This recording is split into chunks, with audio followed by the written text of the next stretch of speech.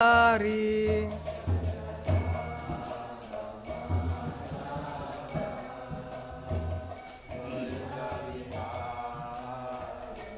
Jaya Gopi Jana Vallabha Girivaradhari.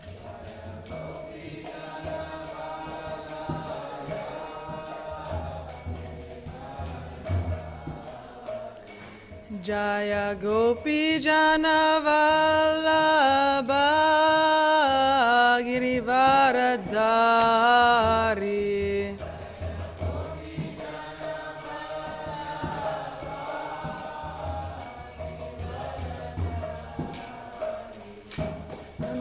Yashoda Nandana Brajajana Ranjana.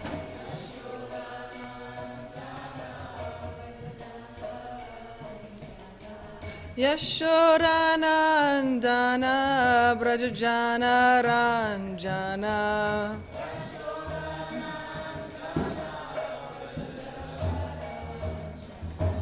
Yamuna Tira Vanachari.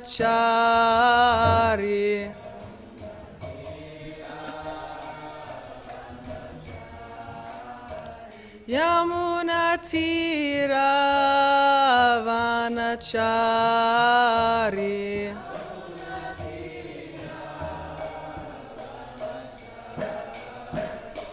Jaya Radha Madhava Kunja Bihari.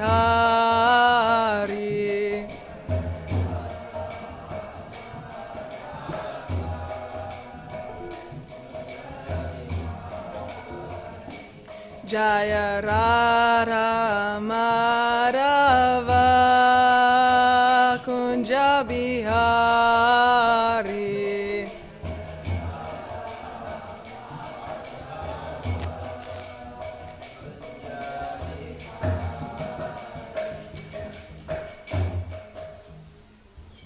Sorry.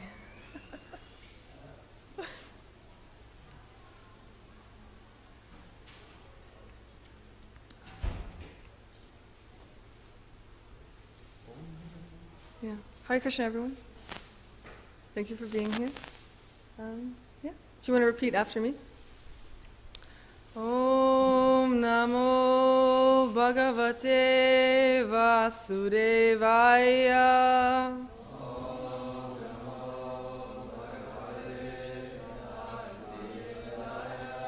Om Namo Bhagavate Vasudevaya.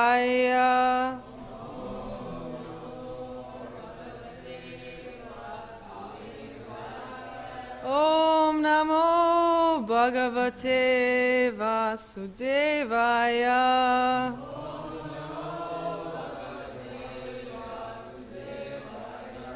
Narayanam Namaskrit. Chant together, please.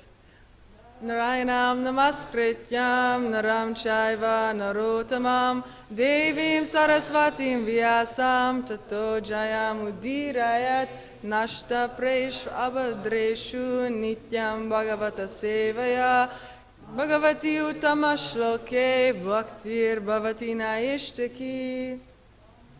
Om Ajnanatiri Mandasya Jananjana Shalakaya Chakshuru Militanyena Tashmairi Shri Guruve Namaha. Today we will be reading from Srimad Bhagavatam, Canto 3, the beginning of Chapter 9. We'll be reading through texts 1 through 13, and then we'll come back to text 11 and do the Sanskrit and purport. That'll be the focus verse for us today. Canto 3, Chapter 9.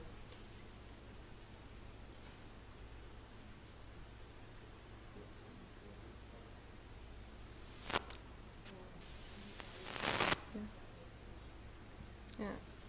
And I know we have some people here for whom this is their first Bhagavatam class. So as we go through things, I'm going to try to explain them. But please feel free to ask questions throughout at any time. We're going to go through just reading the translations of the verses first, and then we're going to really dig into one and touch on lots of different themes that are very foundational in the philosophy. Do we have a mic? Okay. Do you guys want to take turns reading the verses?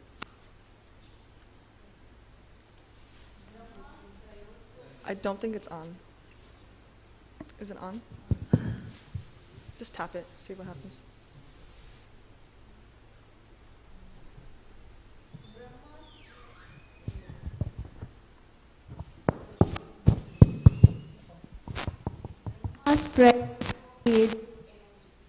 Lord Brahma said, "O my Lord, today after many, many years of penance, I have come to know about you. Oh, how unfortunate the embodied living entities are that they are unable to know your personality. My Lord, you're the only knowable object, because there is nothing supreme beyond you. If there is anything supposedly superior to you, it is not the absolute. You exist as the supreme by exhibiting the creative energy of matter." Thank you. Let's wait just a moment and give a little bit of context of where we are and what's going on. So we're hearing from Lord Brahma. He's praying to the Lord right now. Brahma is the creator of this universe.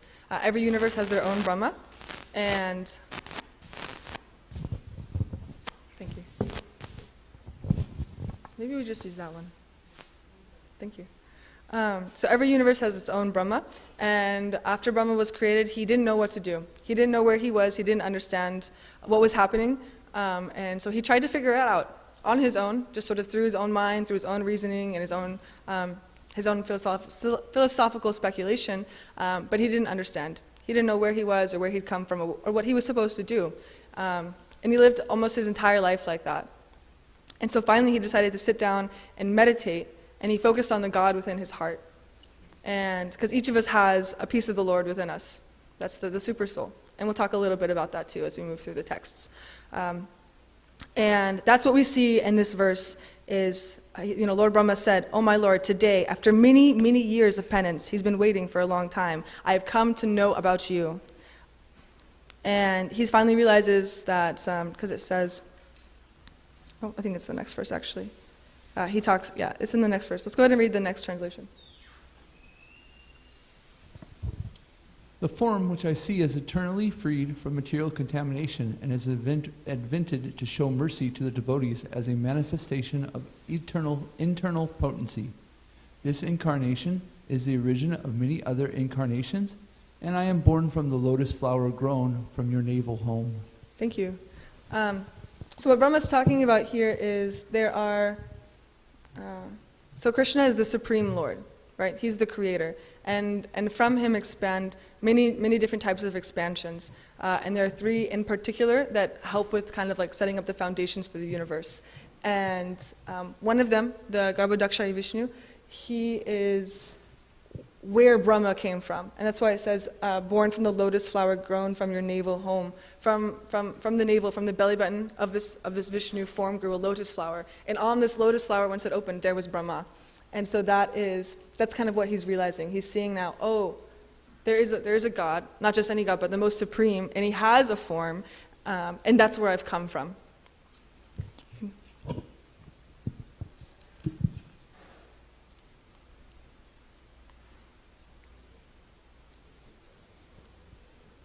"O my Lord, I do not see a form superior to your present form of eternal bliss and knowledge. In your impersonal Brahma effulgence in the spiritual sky, there is no occasional change and no deterioration of internal potency. I surrender unto you because whereas I am of my material body and sense, your lordship is the cause of the cosmic manifestation, and yet you are untouched by matter." Thank you. So again, these are Brahma's prayers to the Lord, right? And so there's a lot of glorification here. He's recognizing who the Lord is and just how amazing and wonderful he is. We see here, right, that he says that your present form of eternal bliss and knowledge. This is the state of the Lord, and it's also the state of us. Since we come from the Lord, we are part and parcel. We are also eternally full of bliss and knowledge. And it mentions the impersonal Brahman effulgence here. And there are three the one way of looking at it. There are three ways that the Lord presents himself. One of them is the super soul, as I mentioned earlier, right, the Paramatma. But then there's also this impersonal Brahman effulgence. And this is seen as almost like the light emanating from the body of the Lord. And maybe you're familiar with how a lot of people who are into meditation and like Buddhists, they believe in this oneness, right? And it's almost like you can merge into this oneness of just like consciousness. And this is an aspect of the Lord, but it's not all there is to God. It's not all there is to the divine. But Brahma is becoming aware of it now because there's this impersonal effulgence. There's also that God within all of our hearts, and then there's also the personal form of the Lord, and that's what we're moving towards. That'll be what we're talking about today. Yes.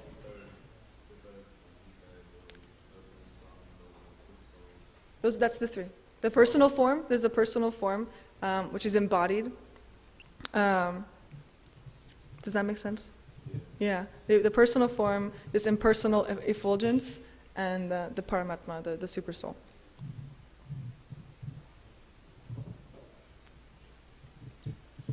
Okay.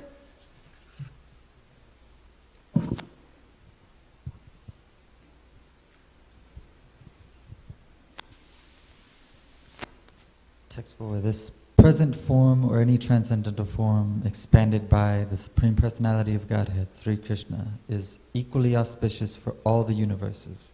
Since you have manifested this eternal personal form upon whom your devotees meditate, I therefore offer my respectful obeisances unto you. Those who are destined to be dispatched to the path of hell neglect your personal form because of speculating on material topics. Thank you. So this again is just touching on how the Lord does have a form, and that's the Supreme Personality of God, and we know him as Krishna. He's very dear to us. Text 5. O my Lord, persons who smell the aroma of your lotus feet, carried by the air of Vedic sound through the holes of the ears, accept your devotional service. For them, you are never separated from the lotus of their hearts. Yeah, the Lord is in our hearts, and the more that we connect with him through the process of hearing, that's what it's talking about here, hearing, such as today here in class we're hearing the Srimad Bhagavatam, the chanting that we do, the morning programs that we engage in, all of that is bringing us closer and closer to the Lord, to have that true and divine and like full communion with him.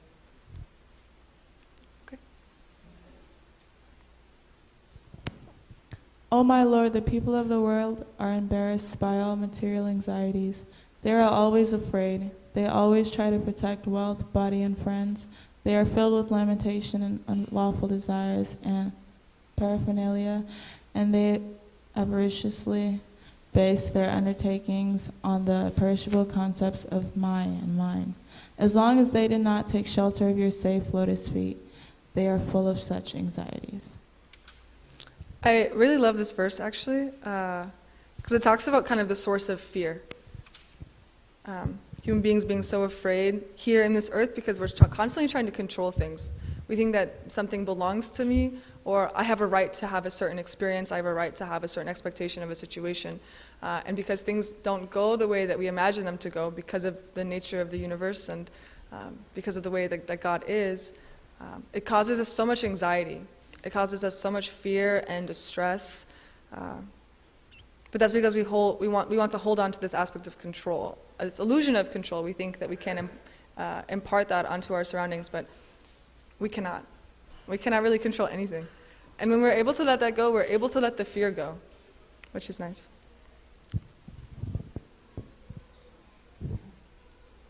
O my Lord, persons who are bereft of the all-auspicious performance of chanting and hearing about your transcendental activities are certainly unfortunate and are also bereft of good sense. They engage in inauspicious activities, enjoying sense gratification for a very little while. So we're hearing here about those who don't know the Lord. They don't know what the Lord wants. They don't know how to connect with the Lord, and how unfortunate that is for them. They're kind of they're trapped in this cycle of anxiety and fear and of being here on the material plane. Text 8. O great actor, my lord, all these poor creatures are constantly perplexed by hunger, thirst, severe cold, secretion and bile, attacked by coughing winter, blasting summer, rains, and many other disturbing elements, and overwhelmed by strong sex urges and indefatigable anger. I take pity on them, and I am very much aggrieved for them. Text 9. Yeah. O my Lord, the material miseries are without factual existence for the soul. Yet as long as the conditioned soul sees the body as meant for sense enjoyment, he cannot get out of the entanglement of material miseries, being influenced by the external energies. So just very quickly, this verse is talking about how, like some of the things that were listed in the previous verse, hunger, thirst, severe colds, coughing winter, blasting summers. These are some of the material miseries, and we are only really impacted or touched by them when we identify with the body, when we identify with the material, because it says here that the soul, they are without factual existence for the soul.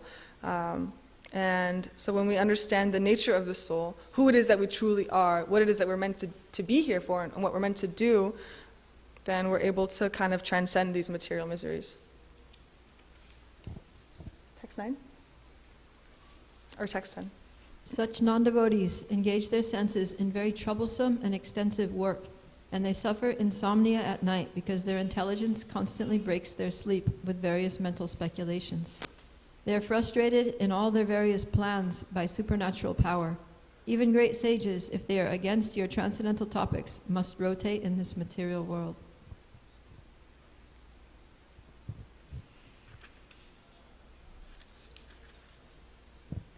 O my Lord, your devotees can see you through the ears by the process of bona fide hearing, and thus their hearts become cleansed, and you take your seat there. You are so merciful to your devotees that you manifest yourself in the particular eternal form of transcendence in which they always think of you. Thank you. This is the verse we'll be returning to. We'll read a couple more. Go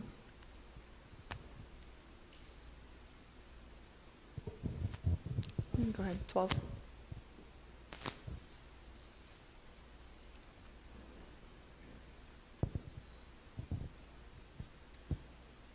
My Lord, you are not very much satisfied by the worship of the demigods who arrange for your worship very pompously with various paraphernalia. Okay. But who are full of material hankerings. You are situated in everyone's heart as the super soul, just to show your causeless mercy, and you are the eternal well-wisher, but you are unavailable for the non-devotee. Let's go ahead and finish. But the pious activities of the people, such as performance of Vedic rituals, charity, austere penances, and transcendental service, performed with a view to worship you and satisfy you by offering you the fruit of results, are also beneficial. Such acts of religion never go in vain. Thank you. These last couple of verses talk about the importance of having the right attitude in the service that we render to the Lord, and the importance of not doing it because we want something for ourselves. Because it says in 12 that the demigods, as they worship the Lord, as they make their offerings, it's not as pleasing to the Lord because they have so many material hankerings, which just means these material desires for like their own personal gratification. Okay, let's return to text 11, and we'll do the Sanskrit and translation, and then move through the purport.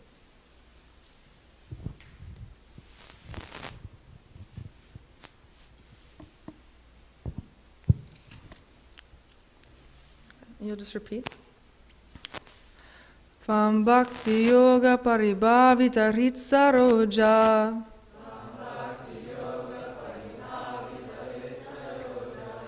Ase shrutekshita patonanunata pumsam.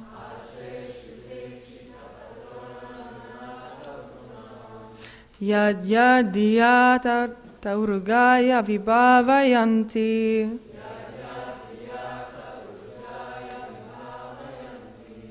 Tattar vapu pranayase sadanugrahya.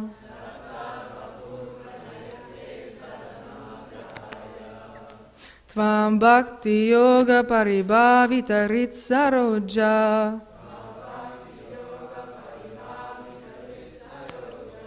Ase shrutekshita patona nunata pumsam. Yad yadiyata durgaya vivavayanti. Tattar vapu pranayase sad anugrahaya.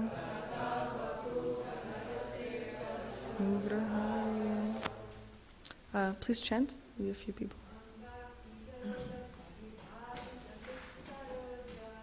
Tvam bhakti yoga paribhavita ritsaroja.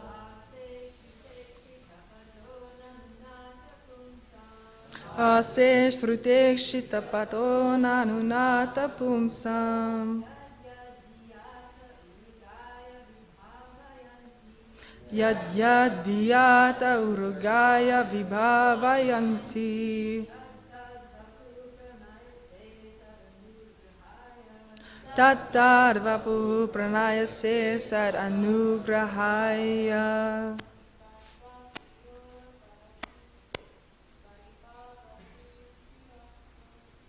Tvam bhakti yoga paribhavita ritsaroja.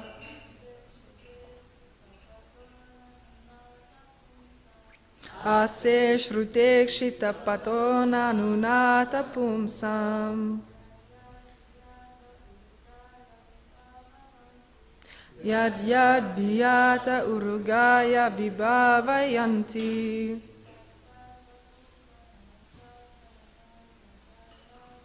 Tattar vapu pranayase sadanugrahaya.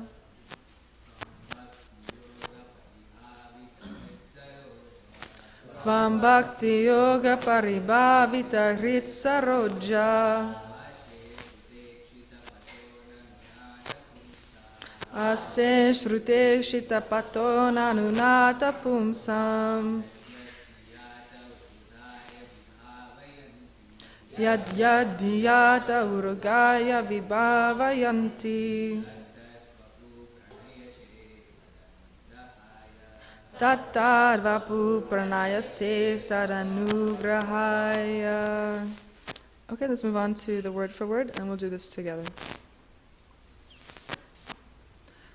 Tvam, unto you, bhakti yoga in devotional service, paribhavita, being 100% engaged, hrit, of the heart, saroje, on the lotus, ase, you reside, shruta ikshita, seen through the ear, pataha, the path, nanu, now, nata, O my Lord, pumsam, of the devotees, yat yat, whichever, diya, by meditating, te, your, urugaya, O multi-glorious, vibhavayanti, they specifically think of, tat tat, the very same, vapuhu, transcendental form, pranayase, do you manifest, sat anugrahaya, to show your causeless mercy.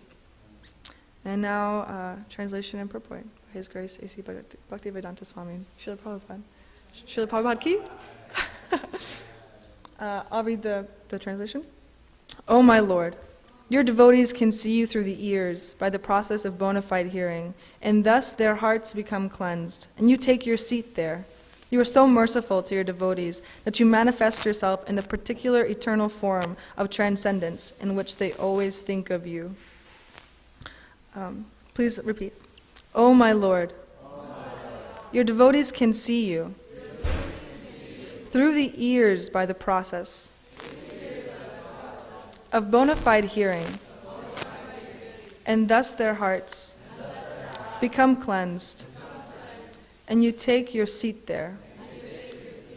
You are so merciful to your devotees that you manifest yourself in the particular eternal form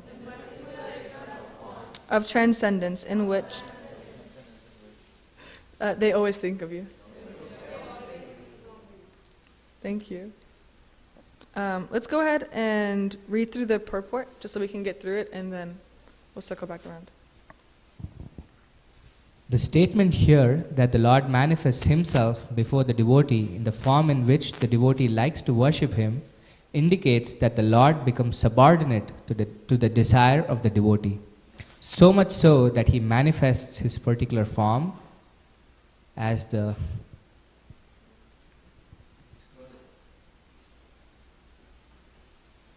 devotee demands.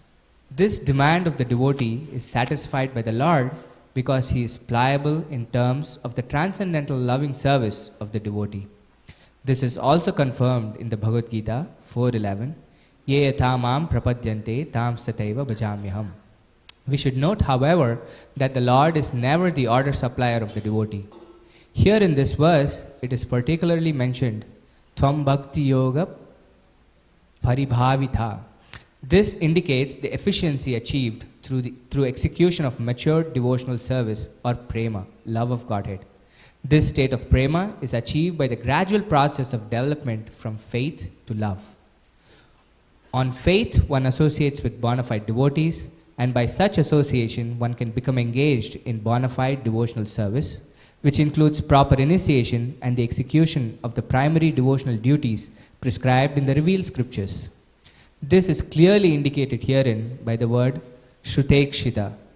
The Shrutekshita path is to hear from bona fide devotees who are conversant with Vedic wisdom, free from mundane sentiment. By this bona fide hearing process, the neophyte devotee becomes cleansed of all material rubbish, and thus he becomes attached to one of the many transcendental forms of the Lord as described in the Vedas. This attachment of the devotee to a particular form of the Lord is due to natural inclination. Each and every living entity is originally attached to a particular type of transcendental service because he is eternally the servitor of the Lord. Lord Chaitanya says that the living entity is eternally a servitor of the Supreme Personality of Godhead, Sri Krishna. Therefore, every living entity has a particular type of service relationship with the Lord eternally. This particular attachment is invoked by practice of regulative devotional service to the Lord, and thus the devotee becomes attached to the eternal form of the Lord, exactly like one who is already eternally attached. This attachment for a particular form of the Lord is called Swarup Siddhi. The Lord sits on the lotus heart of the devotee in the eternal form the pure devotee desires. And thus the Lord does not part from the devotee as confirmed in the previous verse. The Lord, however, does not disclose himself to a casual or unauthentic worshipper to be exploited. This is confirmed in Bhagavad Gita 7.25. Naham prakasha sarvasya yoga maya samavartaha. Rather, by yoga maya, the Lord remains concealed to the non-devotees or casual devotees who are serving their sense gratification. The Lord is never visible to the pseudo-devotees who worship the demigods in charge of universal affairs. The conclusion is that the Lord cannot become the order supplier of a pseudo-devotee, but he is always prepared to respond to the desires of pure, unconditional devotee who is free from all tinges of material infection. Thank you. Let's go back up to the verse, to the translation.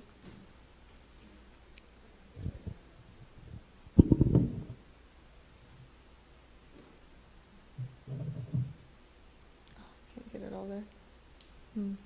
It's okay. So what this verse is talking about is the result of devotional service. It's the result of cultivating our own personal relationship with the Lord. And it highlights particularly through the process of hearing. bona fide process of hearing, and that the heart becomes cleansed, and then the Lord gets to take his seat in our heart. Now the Lord is in our hearts, right? There's a piece of him in all of us, and so that's the super soul, or the Paramatma. And while we all have this, the super soul remains in kind of a neutral position. But as the heart becomes more and more cleansed through engaging in the process, and we'll discuss kind of the parts of that, by cleansing the heart, then our own personal relationship with the Lord is able to come forward.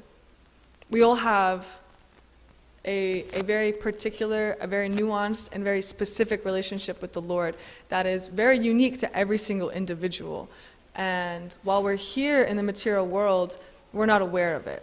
It's been covered by our material desires, by the material coverings, by even just the process of being born again and again. We take on so many layers of conditionings, even throughout one lifetime, from the people around us, the families that we're raised in, other religions, the places that we work. We're constantly taking on ideas and being like, is this who I am? Is this who I am? Is this who I am? And they cover the heart. And so by engaging in the process of devotional service, which is Bhakti Yoga, which is what we're here to learn about and to practice here, it purifies these. It burns through all of these layers, and we're able to really access and begin to understand who we are as the soul, what that means, what we're supposed to be doing as the soul, and the byproduct of that is reawakening our connection to the Lord, reawakening this eternal and very unique and so intimately personal relationship that we have with Krishna, so that we can serve him in the way that we're meant to, so that we can serve him in the way that he wants us to, in the way that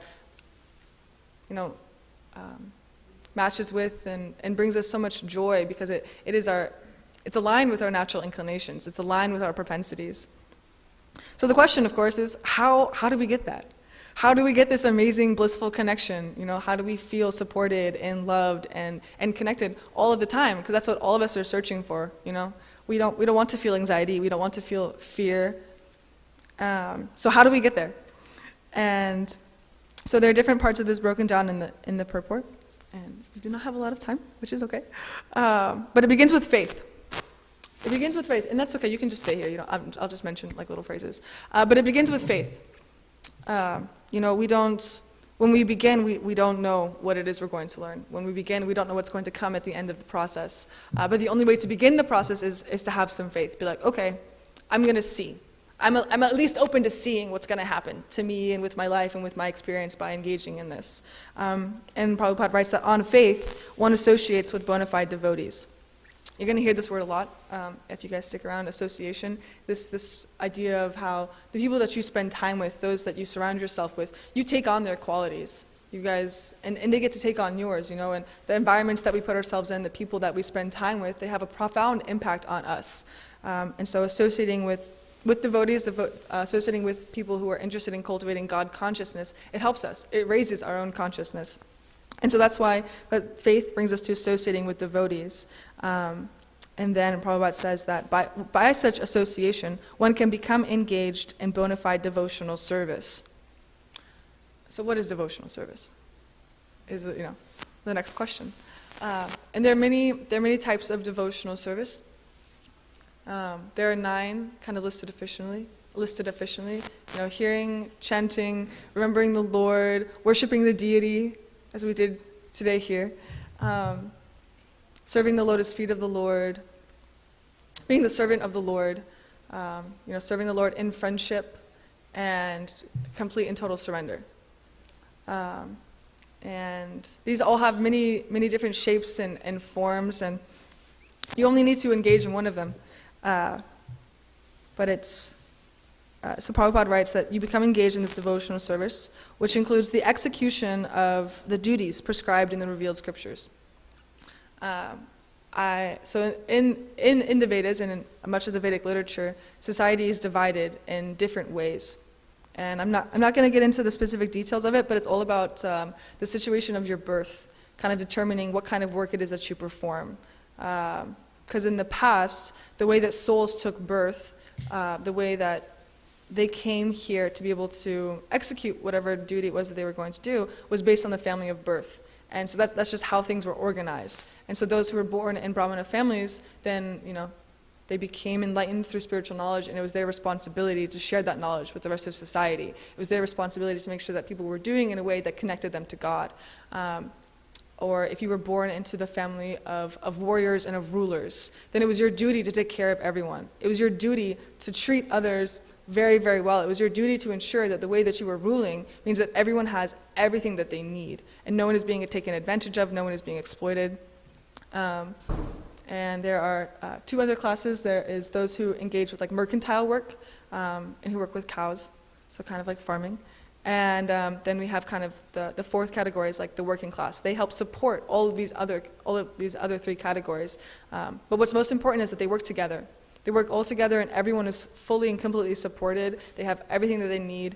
And you can look around today and see that that's not what life is like.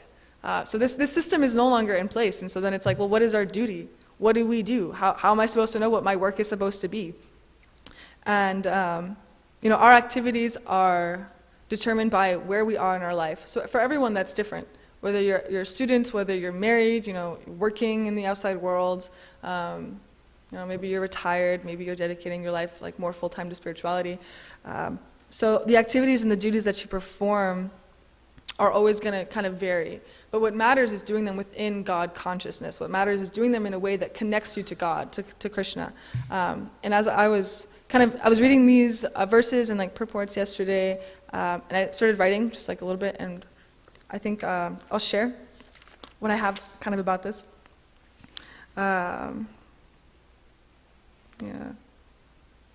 So it's about doing our activity or duty in God consciousness. Seeing that and when you interact with others, because so much of our life is interpersonal, it's about the way we engage with people. And so it's seeing that those that you're interacting with are part and parcel of the Lord. Holding deep love and respect for everyone, because each individual, every person is so loved by God. Everybody. And it's such an honor to interact with people who are so loved and so cherished by the Lord. It's an honor.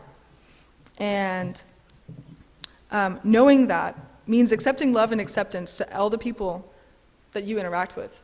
No matter what the circumstance is, no matter who they are, no matter what has happened between the two of you, if they're doing something that's annoying to you, you're like, oh God, not this guy again.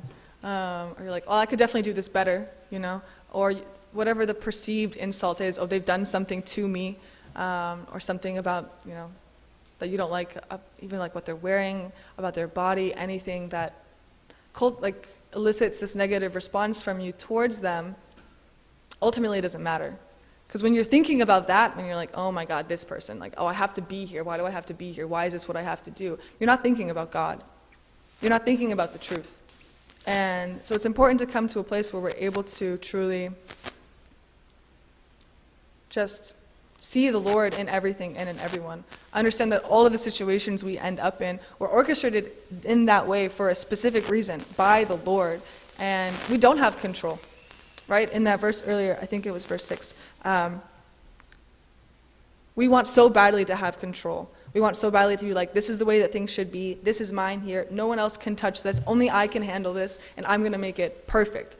This is the image that I have. This is the vision I'm working towards. And if it isn't exactly like that, then I'm so full of anxiety. I'm so afraid all of the time, and I'm lashing out at people. I'm angry, and all of it comes from this misconception that we can have any control over our lives or over the people around us. The only thing that we can have control over is the way that we respond to others, the way that we respond to situations.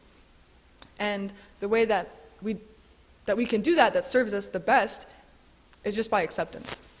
It's just by loving others. If we feel insulted, if we feel transgressed, then to come to a place where you can forgive. And that helps us do our duty. We need to do our duty with an understanding of our position. Everything in this world belongs to the Creator, to Krishna, and we have to recognize that nothing is ours. We cannot control. All we can do is be grateful for the people, places, and things Krishna puts into our life. We cannot control how long they'll last or what the outcome is going to be. All of that is up to the Lord. Do not exert so much time, energy, and mental, emotional stamina in trying to control and hold on to something you think you have a right to. Everything is His. And when he decides it's time for something to be over, if someone, for someone to leave your life, for someone to die, there's nothing we can do about that. And I know we need to be finishing up, so let me see if I can find my little, because I was going to circle back around.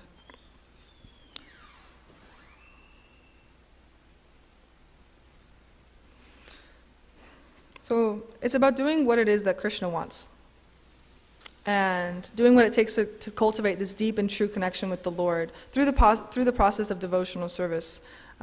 Because that connection, that sensation of constant peace and love and connection and acceptance, we're all seeking that. And we can get that through connecting with God, with our own personal form of the Lord, that we have a right to that. And it's just been covered up by being here in the material world, by moving through these lifetimes in the way that we have been. And so this is a really wonderful opportunity, coming into contact with Krishna consciousness and being given some knowledge, and then maybe having some faith to begin the process and seeing, what will this do for me? How will this change my life? What can I get from this? And you can begin that process of purifying your heart and uncover your true, original, and blissful connection with the Lord. And I will stop there because we're out of time. Does anyone have any comments or questions? Fast. Okay. Yeah.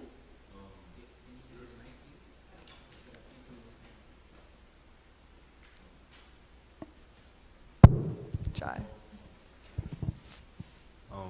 You were saying that we're not in control of we're not in control of what happens to others, and also within our lives. When you say that, is there a way that we have control over our minds, and that can expand into our life, or is that different? Right. Because our thoughts generate our reality, right? Our thoughts create what it is that we experience to a degree. And the mind is pretty much the only thing that we can control. But it says in the Bhagavad Gita that is so difficult. It's the most difficult thing to control the mind. And so that's kind of why we engage in devotional service. It's kind of, they've really manufactured a science. They're like, how can I engineer a life? How can I mechanically create a life that allows me to start to control the mind, start to understand, why do I respond to things the way that I respond to them? And it's I don't know, it's almost like inherent once you begin this process of hearing and of chanting and of remembering and associating with devotees. You start to be a little less reactive. Or maybe you become more aware. You become more aware of oh, I'm feeling a lot of anger right now. Why am I feeling anger? Or I'm having a really strong emotional response to this. And even just being aware, that's the first step, right? And then we can kind of walk our minds back. We can come to this place of okay, and I'm having this response right now. I don't have to act on it. I can just let it happen and then move through it. And then from a place of more emotional equality, we can then make choices and move forward. Because that's a mark of the devotee is being equipoised. The external circumstances, they don't make a difference. They're going to be changing. Happiness is going to come. Terrible things are going to come. Things are going to confuse us. But our internal world is about cultivating an internal world that's going to be permanent. Because the external is always temporary. The material is always temporary. And so, to an extent though, it is our emotional worlds are what we experience. And so when we're able to really bring that to a place of peace, we're just living in acceptance and in love, then that's what our life becomes.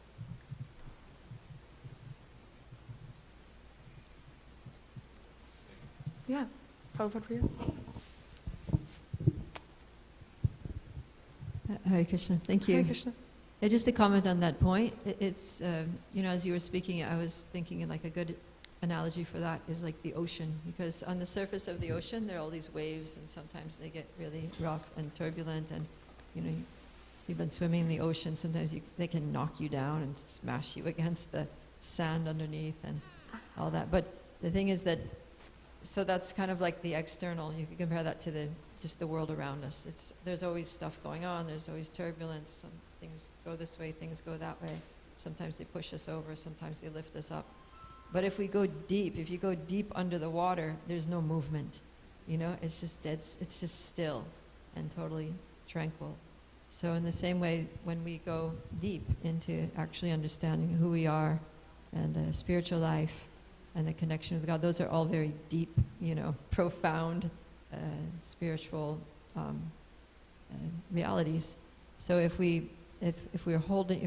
our consciousness is on that deeper level, then even though the waves of the world around us are going to continue, but we won't be pushed here and there by them. We won't be thrashed about by them. We'll just be able to be equipoised, as you said.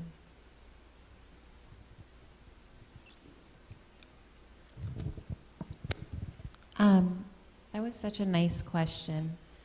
I really like your question. And it made me think of something I read recently in the 8th canto. It's the pastime of the churning of the milk oceans, and the demigods are on one side and the demons are on the other. And it's not going the way, what the demons want isn't happening. And Vishnu's in control, but they don't really realize that. But the point of, there's this purport that I remember, it really made me stop in my tracks, where Prabhupada said that the difference between demons and demigods is the mind, or a devotee. When something unfortunate happens, a demon, which just means really like a non-devotee, will think, oh, this is just an accident. And they'll keep trying to control. Like they'll keep trying to engage in the world to manipulate it, because whatever happened was just an accident. But the devotee will think, oh, this is the will of the Lord. And so what I was thinking when that happened, I was like, well, man, like if I apply for a promotion and I don't get it, my first thought isn't going to be like, oh, this is the will of the Lord, right? It's going to be like, God, I should have done this. I knew I should have practiced longer. But just knowing that information, I can at least train my mind that, well, the scripture says, this is really the will of the Lord. And in that way, you kind of like build the pathways within to start changing the way that you see the world. Thank you. I have a doubt. And you said, I have a doubt, like we cannot control others. Is it like, we cannot control what's happening in others, but I want to know whether we cannot control them through our, is it not possible to control them through love and care and affection? Thank you for your question. And I think that controlling through love is an oxymoron. Love, like true love, right, is unconditional. It's accepting who it is that others are as they are in that moment, and allowing them what it is that they want and that they need. And if someone wants to be in your life and you love them while they're there, and then if you do love them and they decide that they want to go, then you let them go. The love is unconditional. It's not conditional on them behaving a certain way, on wanting the things that you want them to want, or giving you what it is that you think that you need from them. So love in particular, there's no control at all, really. Because I think, in trying to control others, it's because we want something from them. And that's not unconditional. That's selfish.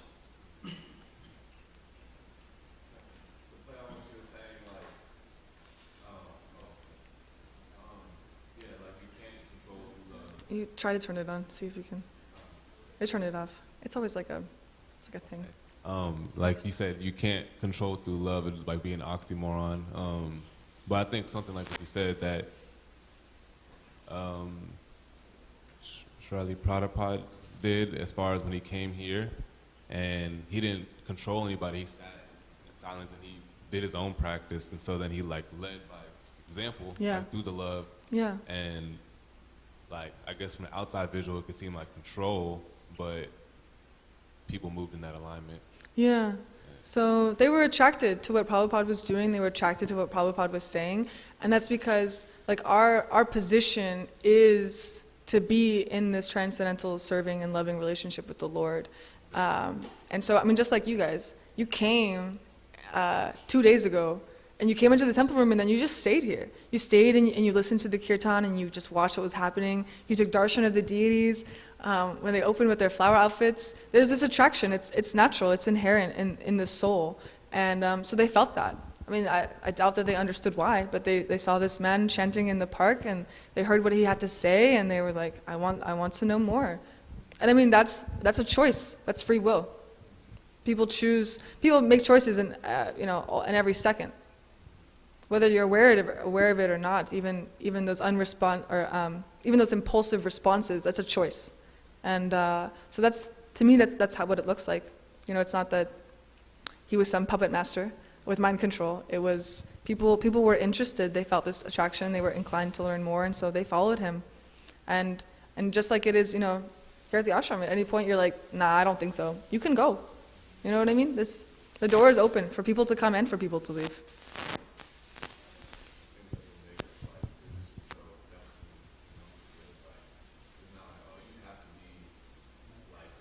They want you to talk in the mic. People are listening online. That's why it matters. Mic check.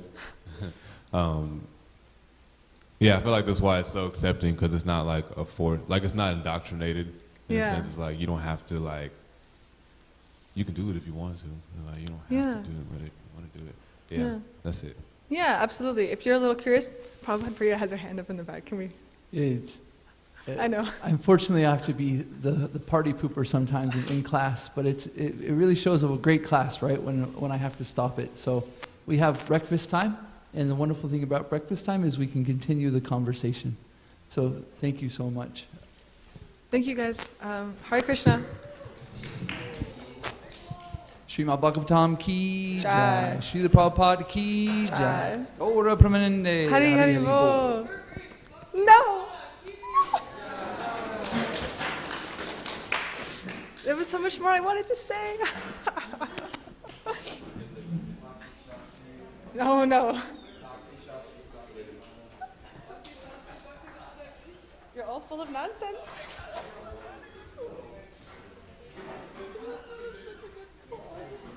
It's so good. I had to, it was kind of technical, but I was trying to be very detailed, and it was good? Okay. So good. I pulled it up when I started taking notes. Taking notes like how months? No, like a week. Something's going on with this side. I like the part where you were talking about, it was like faith is like the start of life. It's so true. You have to have faith in everything. I was so happy. I was like, for me at least. I'm glad. Yeah.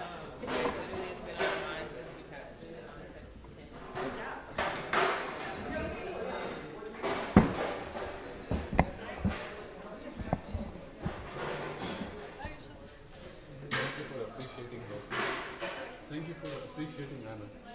It takes a lot to give a class to a big crowd. Yeah, I know. That's so nice. Very nice that I'm doing online.